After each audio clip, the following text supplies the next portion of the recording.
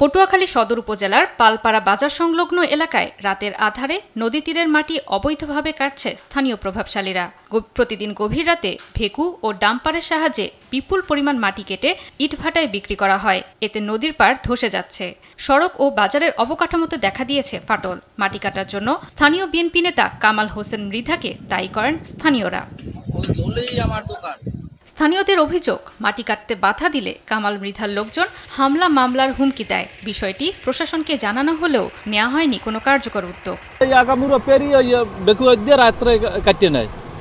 এরপর আমরা বেমালা বাধা করছি, হ্যাঁ উপরে আমাকে চাপ সৃষ্টি হয়। ইউনিয়ন বিএনপির সভাপতি কামাল মৃধা ভাই, সে আমাকে ফোন দিচ্ছে। আগে কাটছে আওয়ামী লীগ, এখন কাটে বিএনপিতে।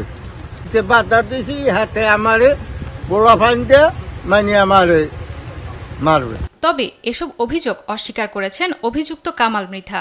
বিক্রি করছি ওই যারা মাটি কিনে, ওই যে ব্রিক ফিল্ডে, এটা আমার জমিতে রাত্রে নেয়নি, দিনের বেলা কিনেছে। কোনো প্রকার অনুমতি ছাড়া নদী পাড়ের মাটি কাটার সুযোগ নেই। বিষয়টি খতিয়ে দেখে দ্রুত ব্যবস্থা নেওয়ার কথা জানান এই কর্মকর্তা। ব্যক্তিগত সম্পত্তি অর্থাৎ রেকর্ডিং সম্পত্তি হইলেও সেক্ষেত্রে আমাদের নদীর পাশ থেকে মাটি কাটার বা কোনো একটা ল্যান্ডের সার্ফেস এরিয়া থেকে মাটি কাটার বিধান নেই।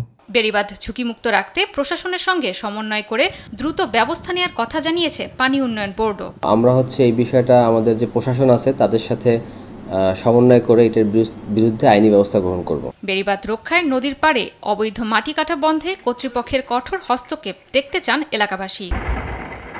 জয়া সরকার, নিউজ ডেস্ক, দেশ টিভি।